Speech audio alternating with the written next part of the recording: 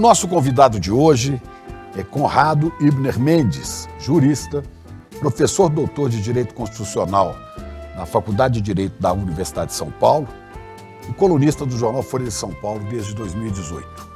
Conrado tem uma extensa formação acadêmica. É graduado em Direito pela PUC de São Paulo, mestre e doutor em Ciência Política pela USP e doutor em Direito pela Universidade de Edimburgo. Foi pesquisador convidado, Hart Fellow, na Universidade de Oxford, no Instituto Max Planck de Heidelberg, na Universidade Humboldt, no Centro de Ciências Sociais de Berlim e Hauser Research Scholar da Universidade de Nova York. Ibner escreveu vários livros e foi finalista do Prêmio Jabuti em 2007, com a obra Controle de Constitucionalidade e Democracia.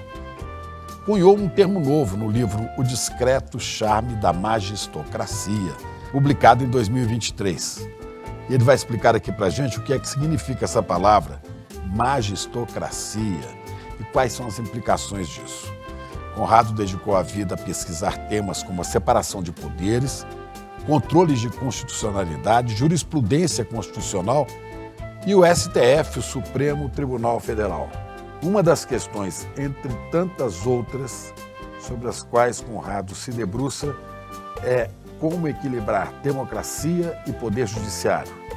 Sobre ser crítico ao STF, que foi o guardião da democracia no Brasil em época recente, ele responde, abre aspas, o crítico é um otimista porque a crítica é um exercício para defender as instituições, não para miná-las, fecha aspas. Fica aí, que a conversa aqui vai ser boa.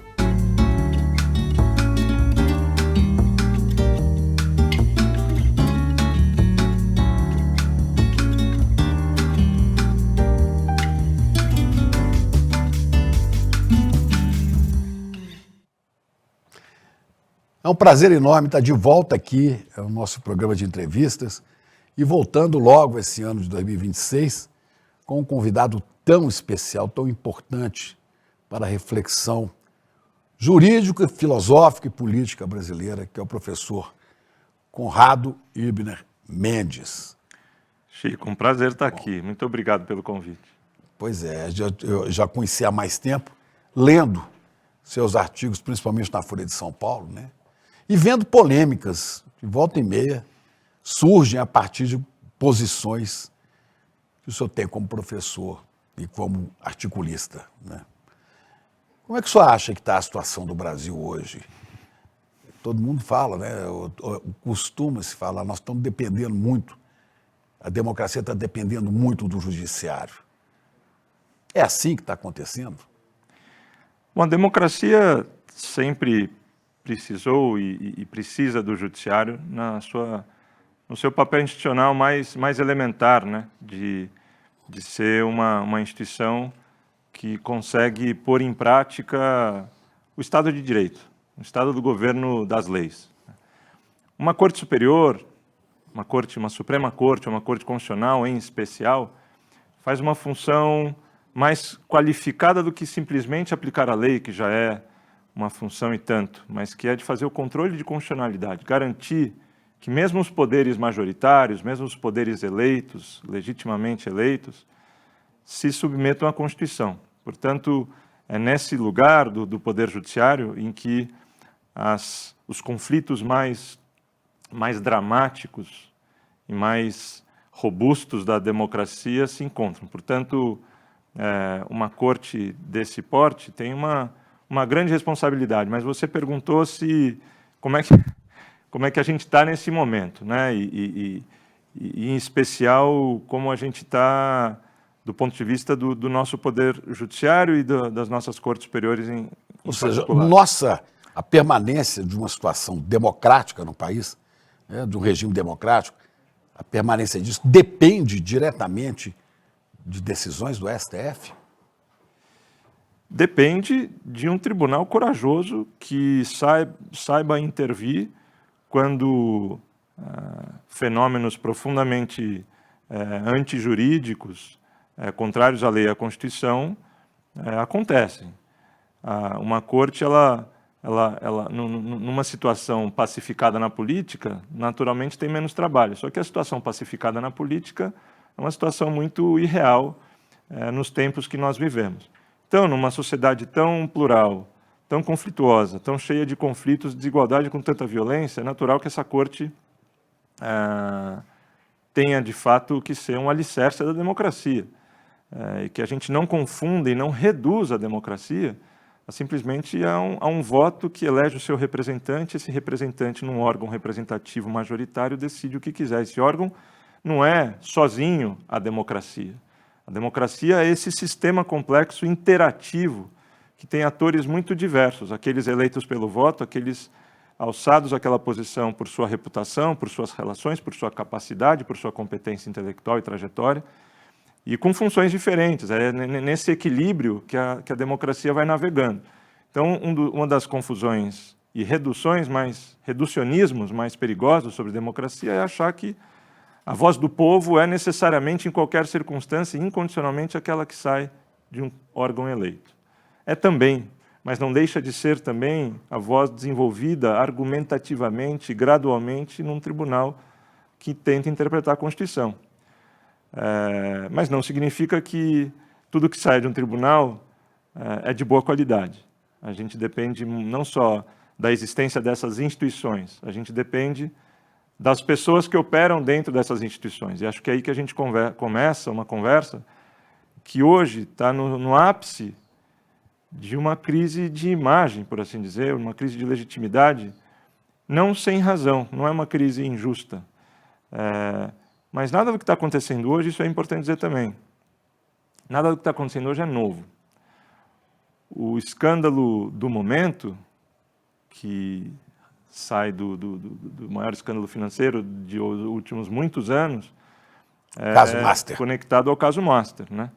Então, o caso Master deu dimensões muito superlativas a coisas que já vinham acontecendo, que a gente já vinha observando, que a gente já vinha comentando, e que a profissão jurídica aceitou que aquilo era normal. E quando eu falo profissão jurídica, eu falo no sentido geral mesmo. Não é só uma crise de ética do judiciário, é uma crise de ética das profissões jurídicas, porque não há crise de ética judicial sem crise de ética advocatícia e das outras profissões jurídicas. Agora, eu quero aprofundar essa discussão, mas antes, né, vejo que você fala com tanto interesse por esse assunto, né? Como é que nasceu esse jurista em você, esse crítico das instituições, esse observador? De onde vem isso? Você é filho de jurista, de uma família, de uma tradição? Você foi fazer direito porque era apaixonado para ser? Não, não fui fazer direito porque eu era apaixonado. Eu, com 18 anos, escolhi direito por exclusão.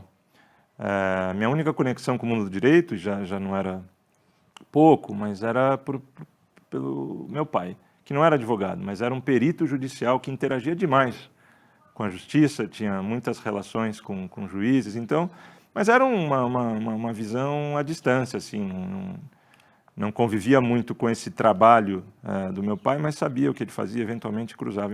Mas acho que a razão de fazer direito nem foi essa, apesar de eu ter mais ou menos tido o sabor do que era o judiciário naquela época.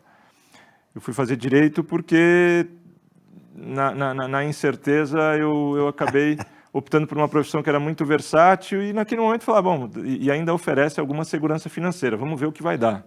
Tem várias coisas para você fazer, né? Você pode ser advogado, promotor, exato. Pode, né? E aí... Pode ser até policial, Polícia Federal, pode ser...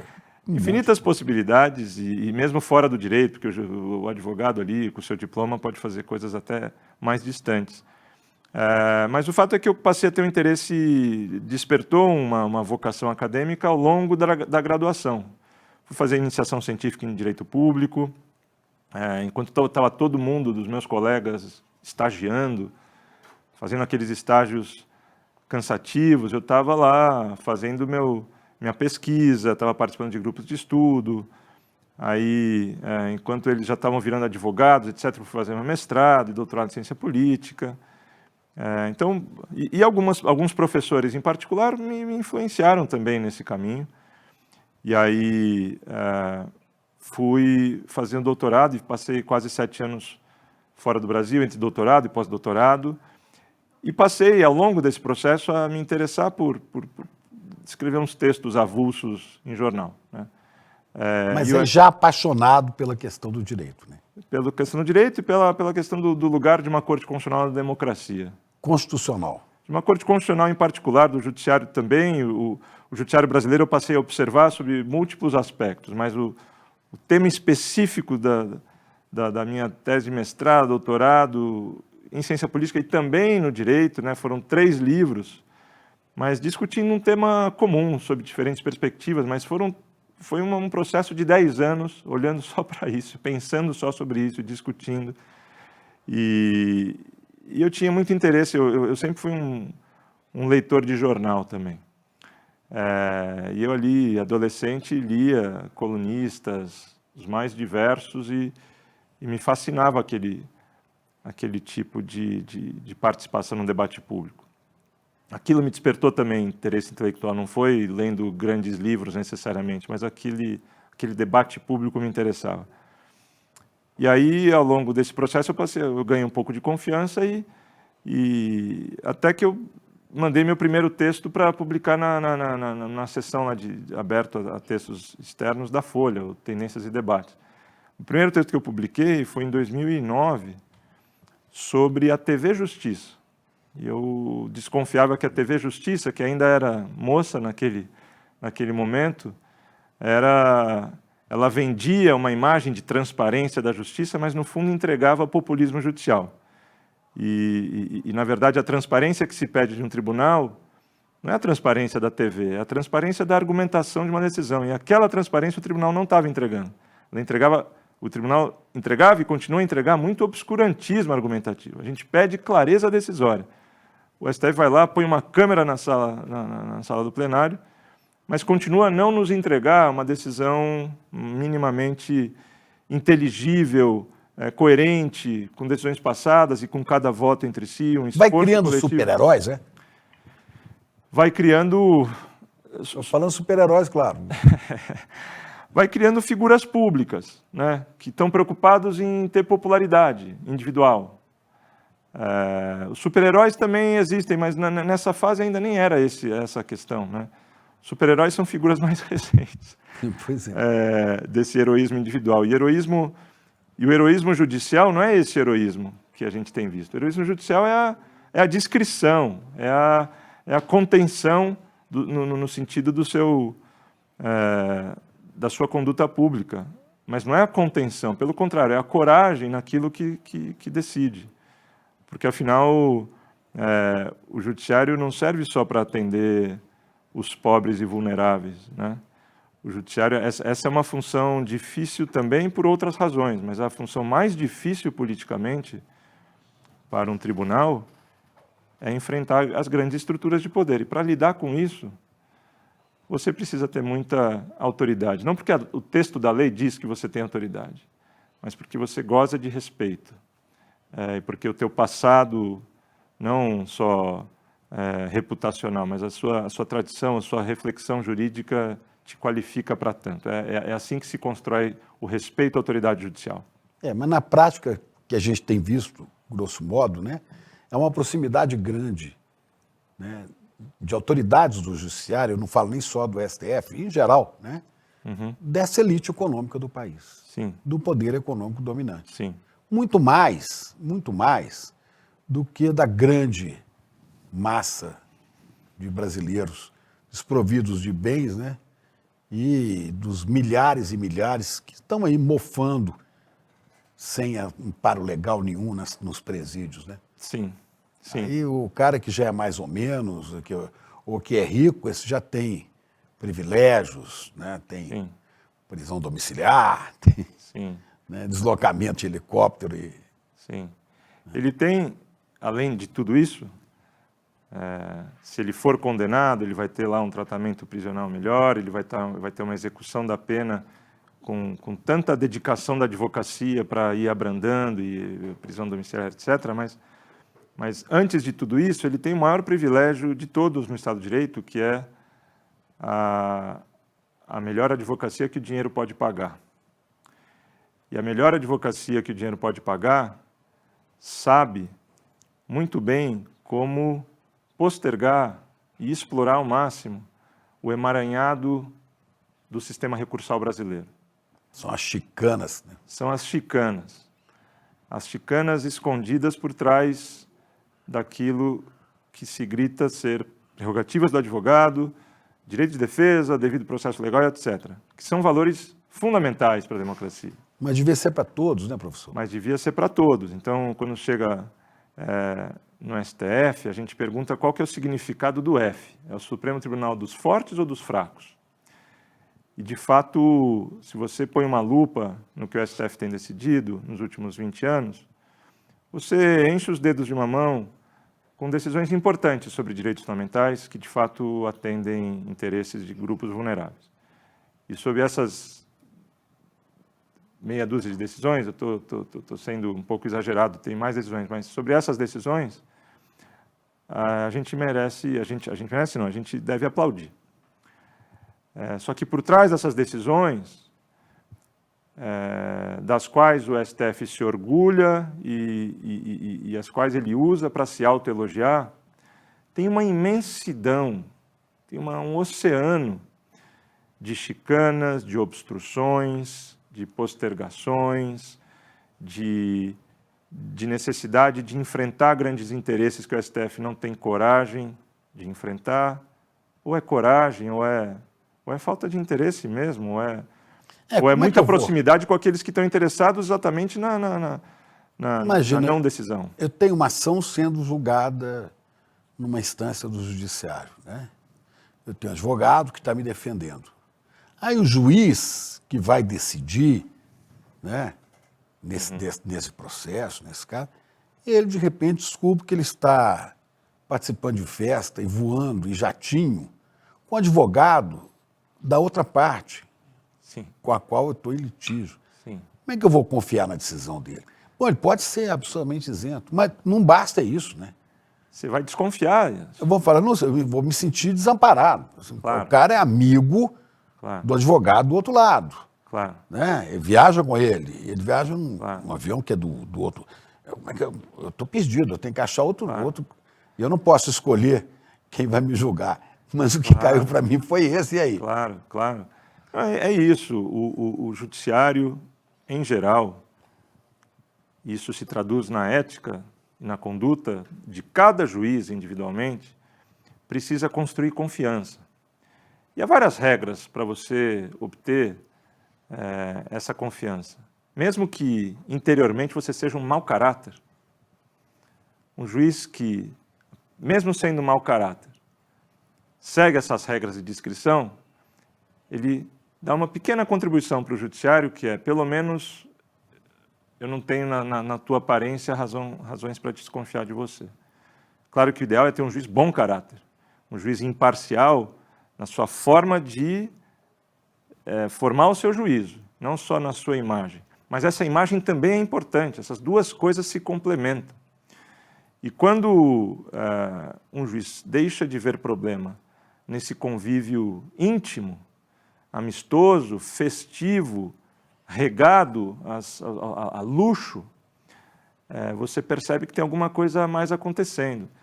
E quando eu comecei dizendo que não há nada novo no que diz respeito das condutas judiciais, no caso Master, o que é novo é a imensidão das cifras e as evidências e o quão autoexplicativo é você ter um ministro que é relator do caso e que estava no jatinho do advogado de quem você... Aquilo foi muito autoexplicativo. A gente nunca teve uma situação tão autoexplicativa. Mas já era evidente que esses encontros que acontecem toda semana em Brasília ou em outras cidades do mundo e que uma vez por ano tem a apoteose disso, que é o encontro de Lisboa, para onde vai centenas de advogados, dezenas de autoridades públicas, as maiores autoridades públicas do país, presidente da Câmara, presidente do Senado, vários ministros de governo, vários governadores. E o povo da grana.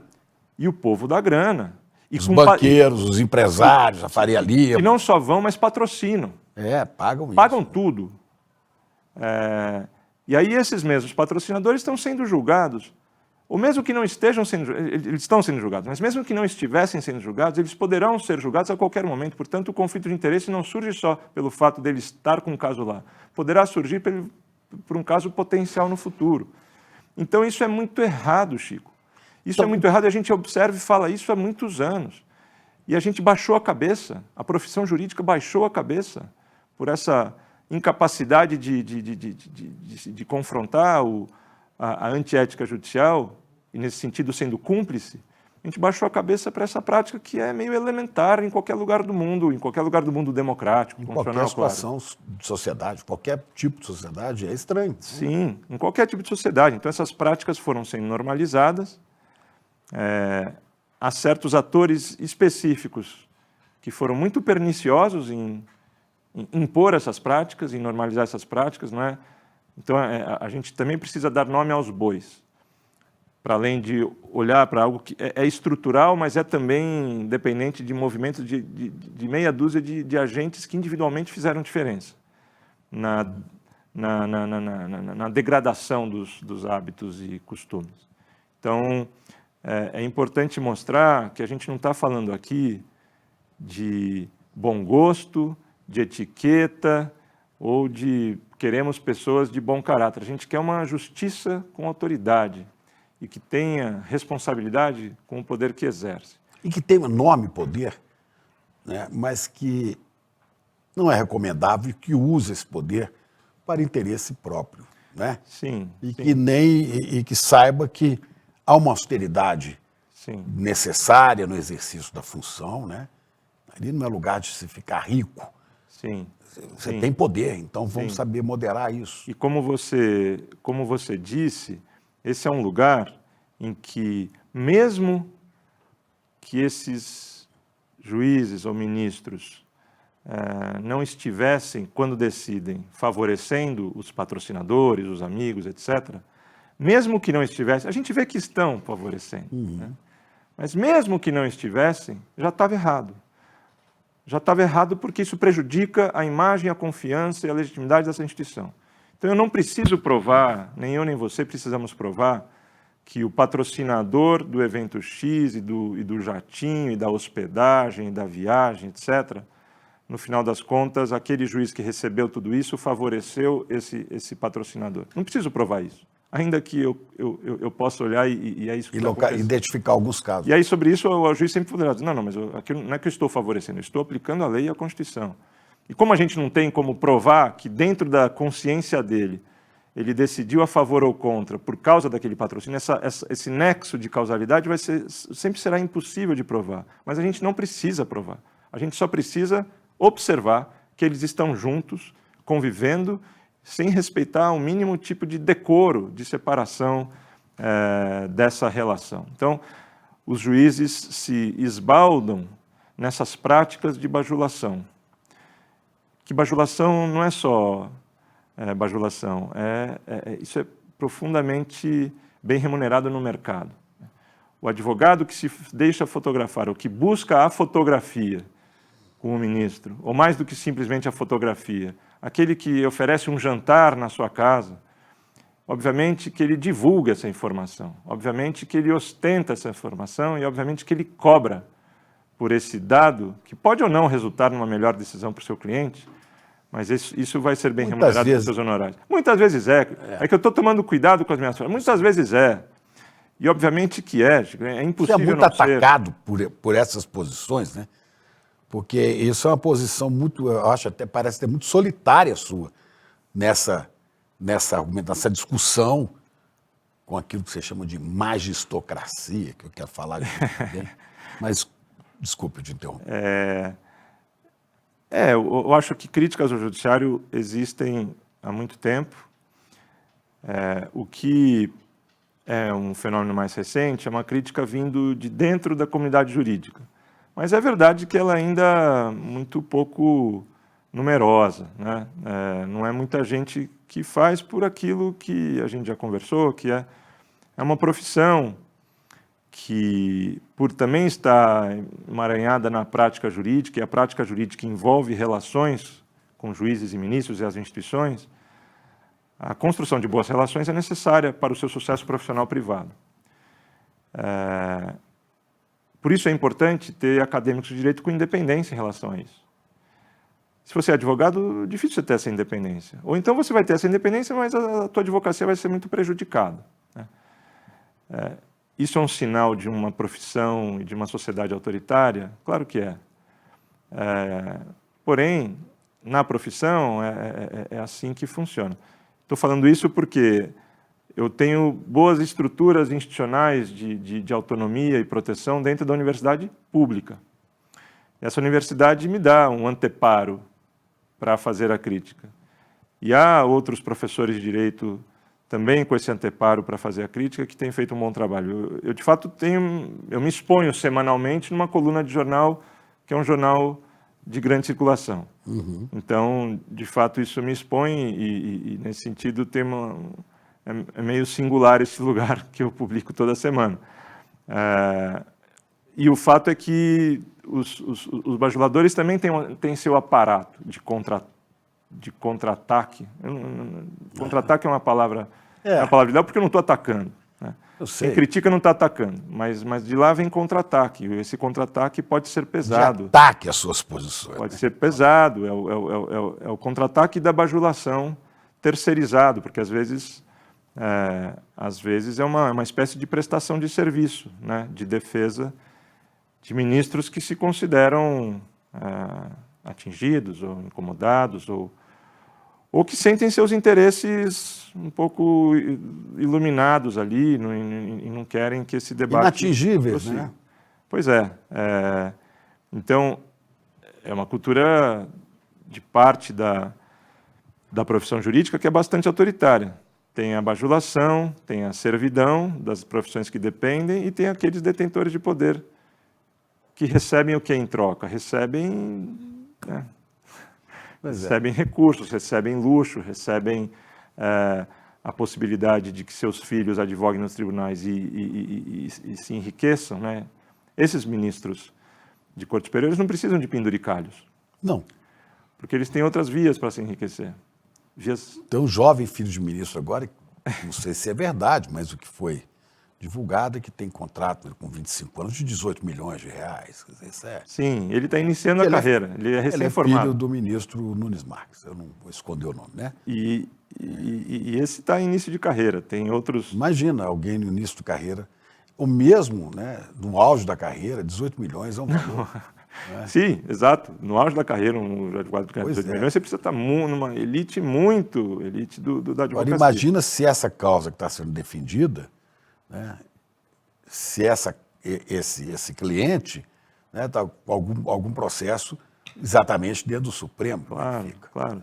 Por que é interessante para uma pessoa que está numa causa difícil no tribunal contratar um advogado recém-formado de 20 e poucos anos, que mal tem experiência na advocacia, mas que tem a sorte de ser filho de ministro, e não contratar o melhor escritório do Brasil? Hoje em dia, vale mais a pena contratar o menino. Sim, que vai ter um caminho, caso necessário, né? Sim. Direto aquilo lá. Mas aí você usou um termo, né, no seu livro, o discreto charme da magistocracia, né? Está dentro desse conceito. Sim. Bom, isso me remete primeiro ao filme do Buñuel, né? Sim. O discreto charme da burguesia, lá dos anos 60, 70, sim. né? Sim.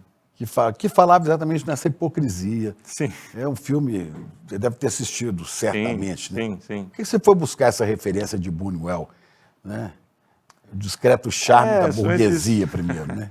Eu já assisti esse filme algumas vezes, em diferentes momentos. Assim, um filme de coisas... Eu me lembro de uma cena patética, né? Que os ricos se reúnem diante de uma mesa, né? Você acha que vai ter o jantar? Não. Estão todos sentados em vaso sanitário. É o que eles usam quando reúnem. É um filme surrealista. E aí, surrealista. Aí o sujeito pega, é servida a comida, com licença que eu vou comer. Aí ele vai para um ambiente fechado, como se fosse um banheiro, e lá ele come escondido. Quer dizer, é a inversão completa de... É um grupo da burguesia misturado com militares e com o poder clerical, etc. Reuniões, jantam. E eles estão permanentemente indo jantar, mas esse jantar nunca acontece e mostra essa violência nas entrelinhas, esse autoritarismo, essa hipocrisia. Então, Por que essa escolha? O disquete-chave da burguesia para o disquete-chave da magistocracia. Acabou servindo como uma boa metáfora para a descrição do que eu estou chamando de magistocracia. Magistocracia é poderia chamar a burguesia da justiça, mas não é com burguesia que eu estou construindo esse neologismo. Magistocracia é uma combinação de magistrados, entendido não só como juízes, mas como as profissões que estão magistrados com aristocracia. Com aristocracia. Então, esse é o neologismo, mas como é que eu quis preencher essa palavra com algum tipo de conteúdo, que tipo de conceito está por trás disso? Magistocracia é uma fração do Poder Judiciário e das outras instituições dentro do sistema de justiça, e eu falo uma fração porque eu já fui acusado de fazer uma generalização, como se todos os juízes fossem magistocratas. Eu nunca fiz isso, sempre tive o cuidado de dizer que magistocracia é uma fração, mas é uma fração muito relevante do sistema de justiça. É a fração que governa. Que tem poder. E que tem poder, e que está nas cúpulas, e que define a agenda, e que influencia e controla os que estão embaixo. Então não é qualquer fração, é uma fração poderosa. E esse grupo, essa mentalidade, esse ethos, contamina, claro, e vai aculturando quem entra nesse sistema, mas ela tem, eu gosto de descrevê-la com 5 categorias, assim, 5 qualidades ou atributos. Magistocracia autoritária, como a gente vinha falando. E por que eu quero dizer com autoritária? Acho que a melhor forma de resumir é que a magistocracia autoritária porque ela ainda não entrou no espírito de proteção dos direitos fundamentais da Constituição de 88. A magistocracia é coautora da maior crise humanitária normalizada no Brasil, que é o encarceramento em massa. Né? Uma das maiores populações carcerárias do mundo. Não é a magistocracia sozinha que faz isso, mas ela é a confirmação disso. E ela convive com isso como se fosse normal. Né? Como se fosse normal, enfim, e está espalhado pelo judiciário essa mentalidade de prisão como política de segurança pública. Então ela é autoritária, mas ela não é só autoritária, ela é autocrática. Autocrática tem um sentido diferente, porque ela não só é autoritária porque desrespeita direitos fundamentais, mas ela é autocrática porque ela controla de modo muito intenso a independência judicial das instâncias inferiores. Então, juízes mais arejados, que começam a aplicar a lei, interpretar a lei penal, por exemplo, né, os casos penais são mais eloquentes, que começam a interpretar a lei penal de modo a dar liberdade provisória para um criminoso que cumpre certos requisitos, as corregedorias começam a controlar, para desincentivar ou desencorajar um ministro que seja garantista, para usar um termo que ficou conhecido. Mas não é só autoritária e autocrática, ela também é autárquica. Ela é autárquica porque ela é isenta ou ela é avessa a controle. A controle externo, algum tipo de controle de prestação de contas. Mas isso não é... Aliás, agora recente, o presidente do Supremo, né? Eu estou falando na criação de um código de ética e tal. Bom, uma instância que controla o judiciário também não é possível. Porque se você tiver uma instância para controlar o judiciário, você vai ter outra para controlar aquele que está controlando o judiciário, e aí é indefinidamente. Sim, é verdade. Mas a gente precisa, e o CNJ... Conselho Nacional de Justiça. Conselho Nacional de Justiça, criado em 2004 por uma emenda constitucional, é produto de uma longa luta que já estava presente na Constituinte 88 por criar algum mecanismo de controle externo do judiciário. E essa luta acabou se traduzindo de modo muito desidratado em relação às ideias originais, num conselho que, mais do que ser controle externo, é um controle centralizado no Poder Judiciário da União em relação aos tribunais locais. Isso já melhorou do ponto de vista administrativo, gerencial e das políticas do sistema de justiça. Mas continua a ser um controle interno capturado e subordinado ao STF. E isso que você acabou de dizer, Chico, é muito verdade. Ou você tem independência judicial, ou você tem alguém controlando externamente o Poder Judiciário e a Corte. Mas é necessário... Os golpistas queriam, né? O artigo 142 queria que sim, os militares fossem o poder moderador. Nesse caso seria o poder moderador. Exato, mas eu acho que existe uma distinção importante que o CNJ pratica, ainda que seja interno, que é a distinção entre o controlar a atividade jurisdicional, que é a decisão que você toma num caso, e controlar coisas que não dizem respeito à jurisdição, dizem respeito à administração da justiça. São os recursos, onde aloca, que regras os juízes devem seguir, gerenciamento de recursos e políticas remuneratórias, conduta disciplinar de juízes e ministros, etc. Então, é necessário ter alguma permeabilidade para que a gente não converta independência judicial em soberania absoluta. Porque essa independência judicial, traduzida em soberania absoluta e traduzida em total e inquestionável autonomia financeira, tem gerado, historicamente, o descalabro financeiro desse poder também, que é, de longe, o poder judiciário mais caro do mundo. Pois é, mas nesse momento, essa crítica ela não se torna perigosa à democracia, porque o pensamento fascistóide do Brasil, dos golpistas, que acabaram encarcerados por uma ação do Supremo, né, podem se valer disso exatamente para impedir que o Supremo Tribunal Federal, por exemplo, volte a atuar com desenvoltura para impedir outros episódios de tentativa de golpe de Estado. Tudo é perigoso, Chico, e é difícil saber o que é mais perigoso, né? É perigoso alimentar... Viver é perigoso, dizia o Rosa, né, o Guimarães. E disse isso muitas vezes no Grande Sertão Veredas. E acho que o Caetano é que fala, né? Preciso estar atento e forte, né? Sim. Não temos tempo de temer a morte, tudo é divino, tudo é perigoso, mas tudo é divino e maravilhoso. Exatamente, eu não lembrava. Desculpa a minha digressão. Então, para começar essa resposta, não pode ser tratado como uma pergunta binária, né? O que é mais perigoso? É isso aqui ou aquilo ali? Eu acho que tudo isso é perigoso. É perigoso também ficar refém eternamente de um poder que fica dizendo tolere os nossos abusos, porque apesar dos nossos abusos, você depende de nós. Então é uma relação, ele tenta criar uma espécie de síndrome de Estocolmo ali, ele nos sequestra, prometendo que pode deixar que eu seguro os autoritários. Mas alguém com muita malícia... Mas eu estou sendo autoritário, né? Com muita malícia, alguém me chamou a atenção para isso. Eu estava argumentando com uma pessoa, falando, olha, é importante, porque tem que ter muito cuidado se criticar figuras do Supremo Tribunal Federal, porque elas agiram e nos livraram de uma ditadura feroz, né? Como em 64. Né? E eu falei, talvez eu nem estivesse aqui agora, né?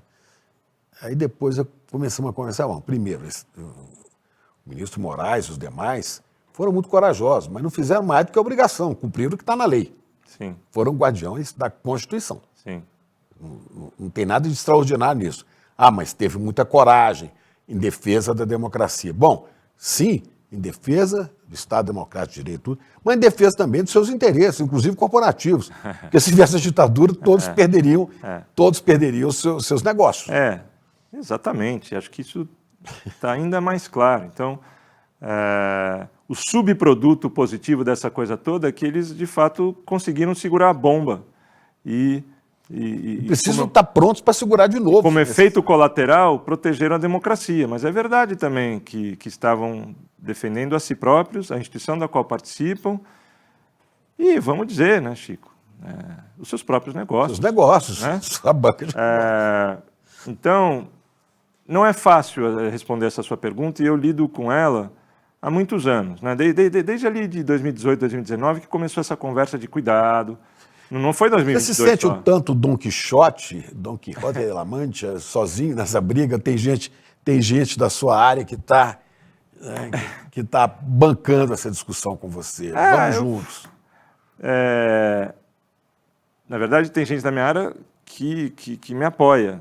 E eu ouço muito gente falar de, puxa, que importante isso que você está dizendo, eu não posso dizer.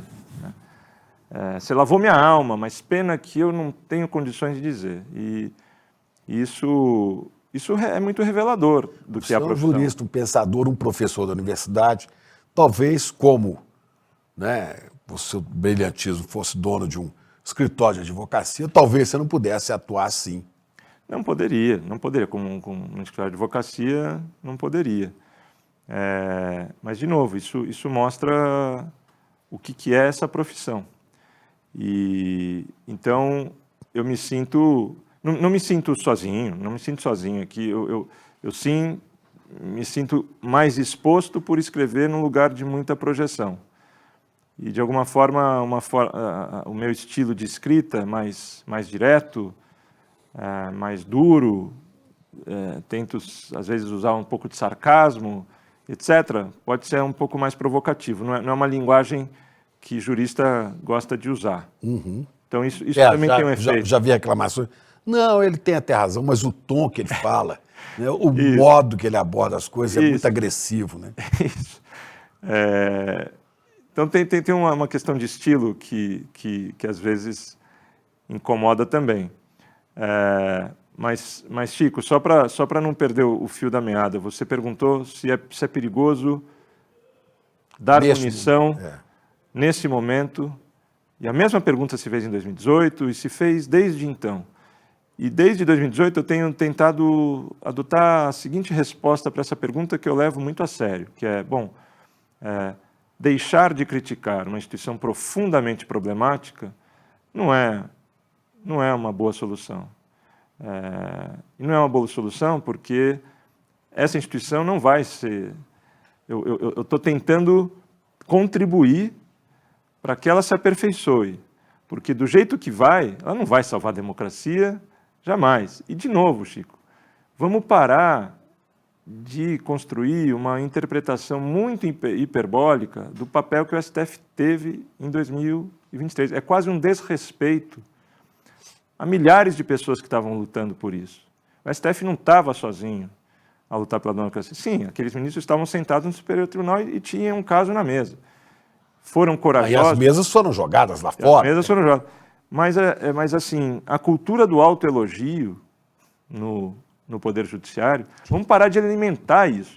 Eles se adoram. Até essa questão, né? É claro que no mundo inteiro existe isso, mas você vê que é diferente. Você pega uma figura, né, de projeção no Poder Executivo ou no Legislativo, né, eles se apresentam como qualquer um de nós, né, com roupas normais. O Judiciário já vem uma toga, já vem todo um sacerdócio, né? Eu sou o intermediário entre a vontade lá de cima, divino, e o povo. É um lugar muito defensivo. Assim, a linguagem. É um ethos que se faz por meio do autoelogio, da autocelebração e com muito pouca autocrítica. Isso não é bom para uma instituição madura. Então, foi um acidente histórico que a gente teve muita sorte que o STF conseguiu fazer isso. Pela primeira vez na história do Brasil. Pela primeira vez na história do Brasil, contingências históricas muito particulares. Primeiro ter Alexandre de Moraes com aquela criatividade, aquele arrojo e aquela coragem. Não tenho o que dizer.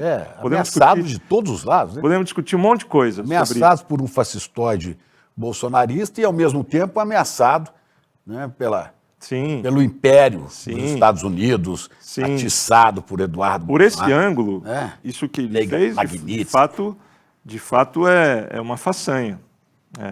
E não é qualquer pessoa daquele tribunal que faria o que ele fez. Não, nós sabíamos que outros ministros ali não tomariam essa E não é só um elemento de coragem, é um elemento de perspicácia ali, de condução. Ele é um cara que entende de polícia. E ele sabe lidar... Por isso nós não deixamos jamais de respeitar o ministro Alexandre de Moraes. Respeitá-lo e agradecer por ele ter sido, né, por ele ter cumprido a obrigação. Fiel ao dever dele. Sem deixar, ao dever dele. Exatamente. Agora, né, daí você falar, não, então tudo que ele está fazendo está certo, também não é assim, né? Não, claro que não. E aí, terminando, o que eu tenho buscado fazer em primeiro lugar, deixar claro que eu critico ministros, mas eu critico ministros em defesa do Supremo Tribunal Federal. Ou seja, eu faço uma distinção entre defender a instituição e criticar conduta de ministros que, por sua vez, atacam a própria instituição por essa conduta. Né? Claro. Em segundo lugar, deixar sempre claro que, ao defender o STF, eu deixo muito claro contra quem eu estou falando. Que não é só contra a conduta de ministro. E que já te custou caro também, né? Sim. Porque já veio ameaça de todos. Ou seja, dando nome aos bois, é óbvio que eu falei muito de bolsonarismo. O bolsonarismo quer fechar o STF. E há muitas formas de fechar o STF. Uma das formas de fechar o STF é deixar os ministros sendo promíscuos, que eles acabam com a autoridade do STF. É possível fechar o STF sem efetivamente fechar o STF. Basta que o STF se torne uma instituição irrelevante e sem autoridade. No momento que o STF... Desrespeitada pela sociedade. Desrespeitada pela sociedade e tão desmoralizada que passa a ser pouco custoso as outras instituições desobedecerem o STF. Esse é o limite. Você não precisa fechar a porta do STF. O Bolsonaro fazia lá no começo, né? O STF Ministro Alexandre, faça isso, você não tem coragem, você não é macho para isso. Bolsonaro foi longe a esse ponto. Ele também entendeu que em algum momento ele pode testar desobedecer o STF. Um tribunal desgastado, desmoralizado, passa a deixar barato a desobediência às suas ordens. E esse é o ponto. O fechar o STF não é o soldado e o cabo. O soldado e o cabo é uma imagem da ditadura militar. Você vai lá e fecha a porta. Fechar o STF pode ser feito de maneira muito mais sutis. É deixar ele ficar desmoralizado perante a sociedade. É deixar ele ficar irrelevante. E se o STF está capturado pelo poder político e econômico, ele vai sendo fechado. Se determinadas empresas do gangsterismo empresarial brasileiro, que é uma parcela bem conhecida. E internacional. Internacional. Se você dá as mãos para ele, obviamente que esse gangsterismo não vai ter medo do STF. Não é que ele precisa desobedecer ao STF. O STF sequer dá ordens que o desagradem, porque ele já consegue capturar o STF antes. Eu tenho medo disso. Isso também é acabar com a democracia. Isso também é acabar com a soberania do povo, com projetos e políticas públicas emancipatórias, etc. Então, é um pouco esse esforço de deixar claro quais são seus adversários, contra quem você está argumentando, e deixar claro que é distinto criticar a conduta de ministro e criticar a instituição do STF. Mas só para terminar assim, de magistocracia, Chico, antes que eu perca, tinha duas outras coisas que eu queria falar de magistocracia. Ela não só é autoritária, autárquica e autocrática, mas ela é rentista e dinástica. Ela é rentista porque ela busca múltiplos mecanismos ilegais para multiplicar a sua renda. E ela gasta boa parte do seu tempo em lutas corporativas para aumentar a sua renda e criação de penduricalhos. E, por fim, ela é dinástica porque ela gosta da família e gosta de instrumentalizar seu poder para beneficiar a família. O caso dos advogados parentes, com livre acesso aos tribunais e que vendem... Esposa, filho... E que vendem seu parentesco, remunerado em honorário. Mesmo que não anuncie isso, né? Mas o cliente fala, bom, aquilo ali é um bom negócio, porque é parente do ministro, então... Claro. Eu tenho escutado, eu converso muito com advogados, amigos, etc., e de fato tem algo muito novo na degradação do ambiente advocatício e jurídico de Brasília nos últimos 10 anos. Sempre teve questões, sempre teve problemas, nada nunca foi perfeito. Mas nos últimos 10 anos a coisa se agravou, que é as portas dos tribunais passaram a ficar mais fechadas. Você precisa pagar por certas portas ou por certas chaves de abertura dessas portas. Você passou a precisar pagar pedágio. E esse pedágio é traduzido em duas formas. Um é esse dos escritórios de parentes, de esposas, de filhos, de genros e etc. É todo um ecossistema de escritórios que não vendem conhecimento jurídico, vendem as chaves das portas dos tribunais. E fazem parcerias com os grandes escritórios do país, eventualmente, para conseguir uma abertura da porta do gabinete, etc. E é uma coisa de valores estratosféricos, né? Sim. A gente viu no caso Master, coisa de 150, 200 milhões de reais. Sim. Né? Sim. O caso Master extrapolou nas cifras, e isso é indicador de outras coisas também, né? Do quanto esse dinheiro... Mas será que já não houve outros que a gente nem ficou sabendo? Né? Pode ser, mas o caso Master, de fato, suscita hipóteses de... Putz, não é possível senão ter muito dinheiro por mecanismos de lavagem do crime organizado, etc. Né? As cifras são muito altas. Se oferecer 180 milhões para um advogado, sem produto, você gastou quase 600 milhões de reais só com um escritório de advocacia. Né? Teve ali os 4 ou 5 escritórios, um ganhou 40, outro ganhou 80, etc., mas depois ficou tudo picadinho. O Banco Master saiu comprando jornalistas, saiu comprando advogados, saiu comprando relações de todo lado. Né? Então, essa é uma via, ser parente. A outra via, que não tem a vantagem do parentesco, é a via que explora o lobby. Aí você precisa ter uma mansão em Brasília, você não precisa ter uma biblioteca, você não precisa exibir conteúdo jurídico, você não precisa de nada. Você precisa ter uma mansão em Brasília, você precisa fazer eventos, você precisa patrocinar, você precisa bajular, etc. Então, alguns advogados, sem parentesco, conseguem romper essa barreira porque se dedicam a isso, não à reflexão jurídica. Pois é. Nós tivemos também, está falando do caso Master, basta lembrar também o episódio do TFR4, né? E da famosa, nunca vista festa da cueca, denunciada, né, pelo Tony Garcia, né? Que trabalhou para o então juiz Sérgio Moro como dedo duro, investigador e tal. Mas a gente sabe que essas coisas acontecem. Sim, E é muito bom para um bandido, né, ter uma toga na mão. Essa que eu puxo, seja do tribunal mais local, do tribunal superior. Sim. Agora, é preciso o ministro Fachin veio com essa proposta, que parece que não cola muito, de um código de ética. Mas há outras coisas, e aí vai sua experiência na questão do direito comparado, né? Há outras coisas em outros países que podem funcionar, outras experiências que podem ser tentadas. Né? Por exemplo, aqui existe a questão da decisão monocrática, que já diminuiu um pouco, mas que dava poderes absurdos a um juiz, que poderia, inclusive, decidir errado e segurar isso. Ou o juiz o ministro do Supremo, que pede vista e passa 3, 4 anos sentado em cima ou do 12. processo. 12 anos, 15 anos. Já tem casos, houve casos assim. E depois se aposenta ou sai e larga aquilo lá, né? Sim. Sem solução. Sim. Então a gente tem isso, tem as decisões monocráticas, tem essa falta da questão realmente da decisão colegiada, até porque há um acúmulo de casos a serem julgados, né? O tribunal, ao mesmo tempo, ele é constitucional, mas ele é também um tribunal penal, ele trabalha com uma infinidade, milhões de temas e assuntos. Que não existe isso em outros países, né? Sim, sim. Pois é, acho que até isso aqui... é possível mudar?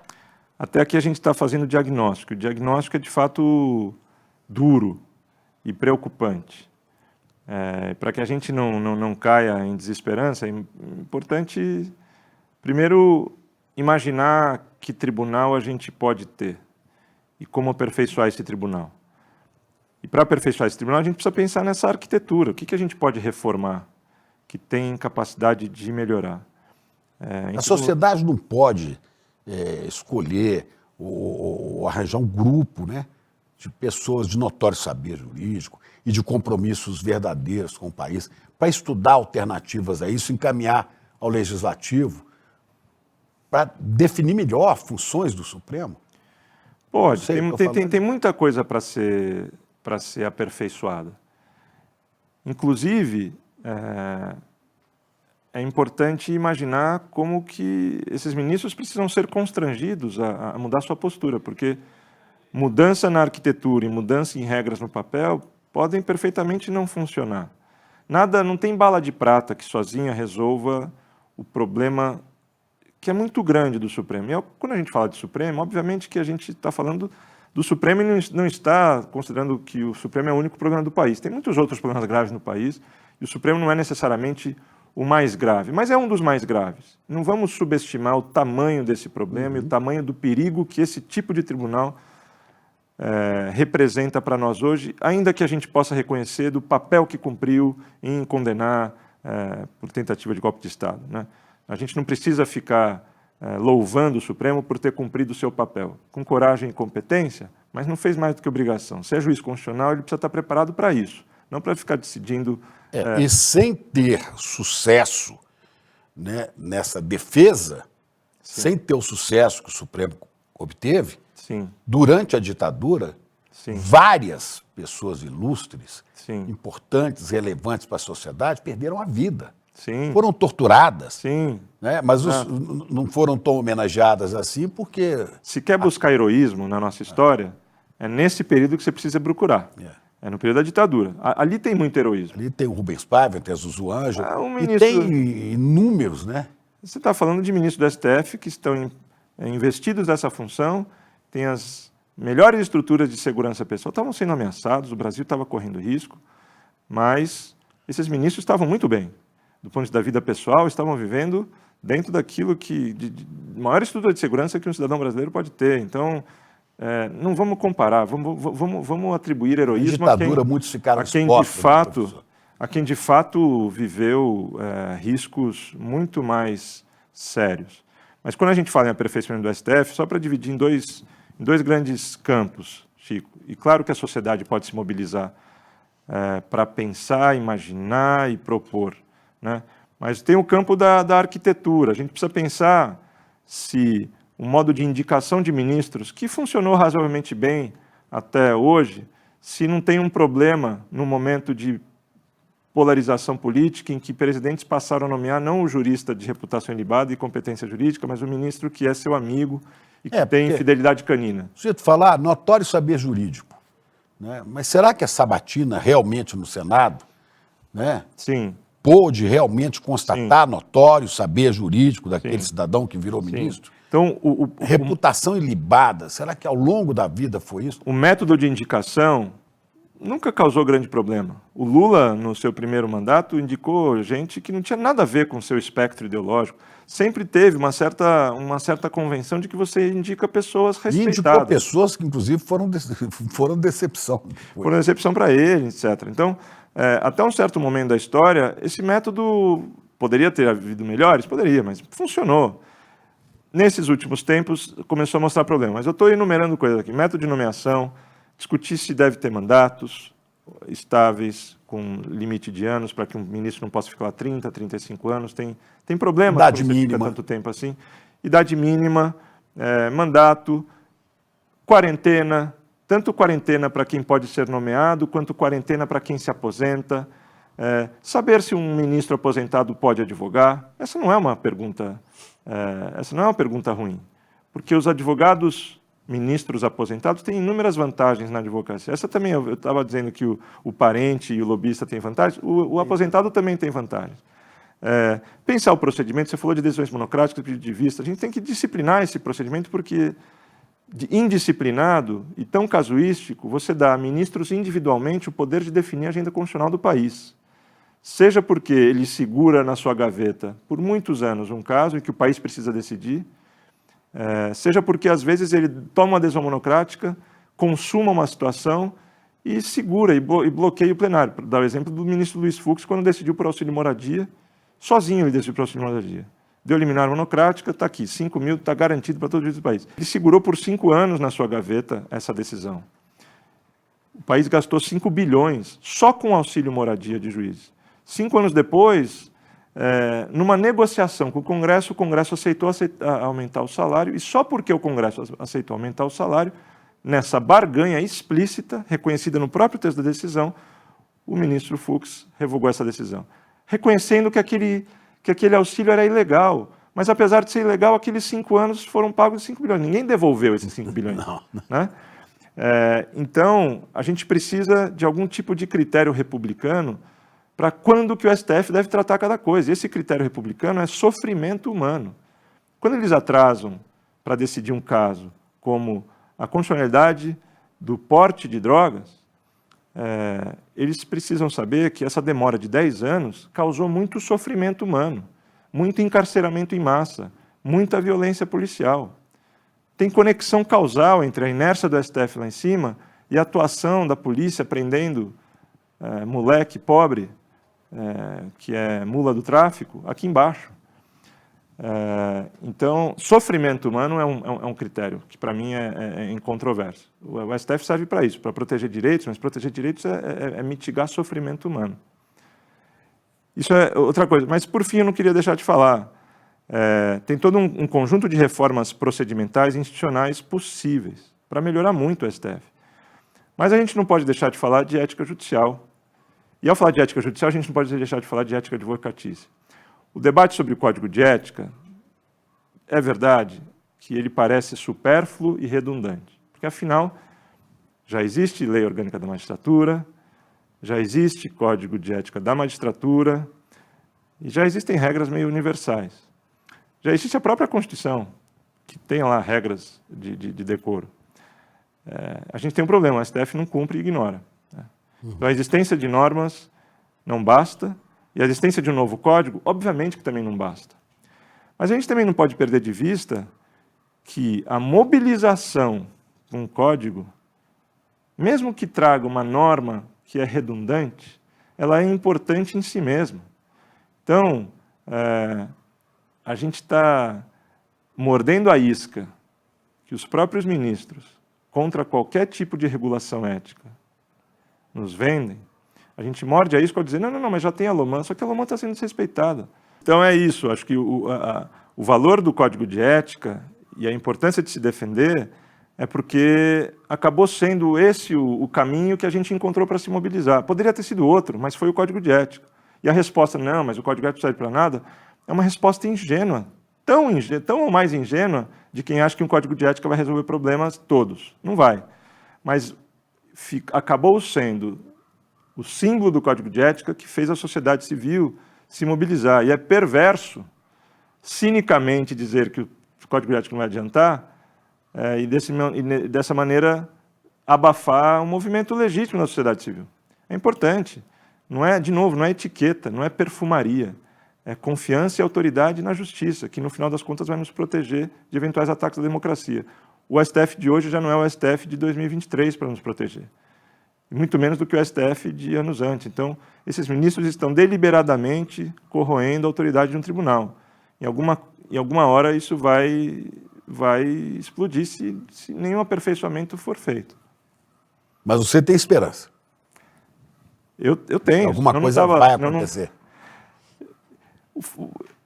Ter esperança é uma coisa, achar que alguma coisa vai acontecer é outra. Acho que esperança é uma espécie de senso de dever, de apontar, de contribuir, de argumentar. De esperançar, segundo Paulo Freire. De esperançar. Agora, sendo realista, o jogo é muito duro e muito difícil. Então, a esperança é isso, é um dever de participar, de contribuir. Não é uma aposta de que vai dar certo. Eu não estou nem aí se vai dar certo. Estou preocupado com o que a gente deve fazer. Muito bom. Professor, muito obrigado. Obrigado. Foi bom demais sua vinda. Que bom. Eu adorei. Vamos discutir esse assunto mais vezes. Com o maior prazer. Aqui no ICL. Vamos necessário. Sim. Vamos sim. Obrigado. Foi um prazer, Chico. Se você acha que uma guerra no Oriente Médio não tem nada a ver com a tua vida, eu preciso te mostrar uma coisa. Quando os Estados Unidos decidem atacar, pressionar ou sancionar um país, isso mexe diretamente no preço do petróleo. Isso mexe no que você paga por comida, no dólar, no combustível, na energia. Isso não é uma teoria. Isso é o que está acontecendo neste momento. Eu sou Jamil Chad, estou aqui na sede da ONU em Genebra e há mais de 20 anos eu cubro exatamente isso. Como as decisões das grandes potências atingem a vida de milhões de pessoas comuns, em todo o mundo, inclusive no Brasil. E eu preparei uma aula gratuita para decodificar esse cenário. O que está acontecendo, por que está acontecendo e o que isso significa para você e para o Brasil.